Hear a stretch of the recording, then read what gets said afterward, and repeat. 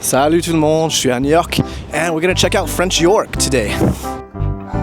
Bonjour, c'est Vanessa de French York et aujourd'hui je vous fais un petit tour de la boutique. La boutique, je l'ai ouverte au mois de mai dernier, donc ça fait même pas un an. On n'a pas encore fait toutes les saisons. On a principalement des sweatshirts, casquettes, t-shirts, chaussettes, tote bags. Ce sont nos produits phares. Hein. De petits chouchous, c'est notre salut New York. Les personnes adorent la combinaison français et de l'anglais. Et on mise tout sur la qualité. Donc moi j'ai grandi dans le textile. Mon père avait des ateliers de couture quand j'étais plus jeune à Paris, en région parisienne. Du coup, dès le début, j'ai tout misé sur la qualité et la durabilité du produit. C'est ce qui fait qu'on a des clients qui reviennent à chaque fois. J'ai des clients qui ont déjà tous les produits de la marque. J'ai dû customize pour eux plusieurs fois. On est aussi sur du Made in USA qui marque encore plus le côté local de la marque parce qu'on se place vraiment comme une marque locale 100% new-yorkaise avec oui l'ADN français et Middle East, mais ça reste quand même une marque bien new-yorkaise qui est bien parce qu'à Soho on est entouré de grandes marques, grandes boutiques qui manquent un peu et c'est ce que les gens recherchent, des petites boutiques locales.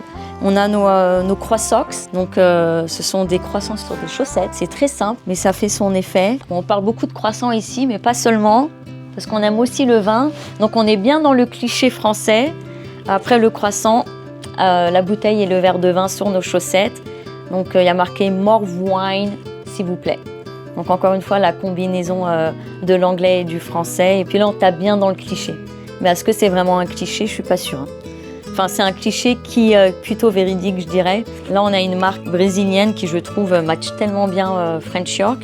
Donc, la seule chose dont on a besoin quand on sort, au final, c'est notre sac, mais pas n'importe lequel, le sac à vin. Voilà, je trouve ça, j'adore. Donc là, on a la New York. Donc on est bien sûr sur une marque 100% unisexe.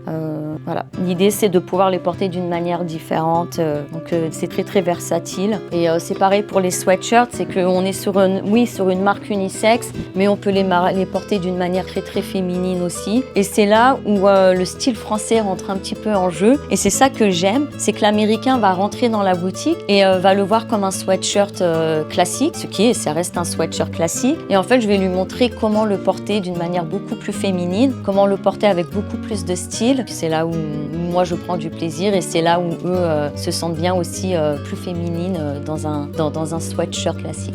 Mais on n'oublie pas nos classiques, la marinière, donc col bateau 100% coton, manche longue, avec la petite embroidery qui dit et voilà, et un petit peu oversize. On l'a beaucoup oversize parce que c'est une grande taille. Le basique, on se rate jamais. Que ce soit en France, que ce soit aux États-Unis, la marinière, elle donne ce côté français très chic et effortless. Je pense que si on pouvait résumer la marinière à ça et le style français, du moins le style parisien, chic et effortless, pour la mode moderne, je dirais.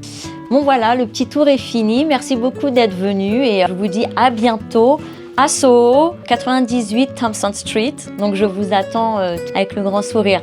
Hâte de vous retrouver, au revoir.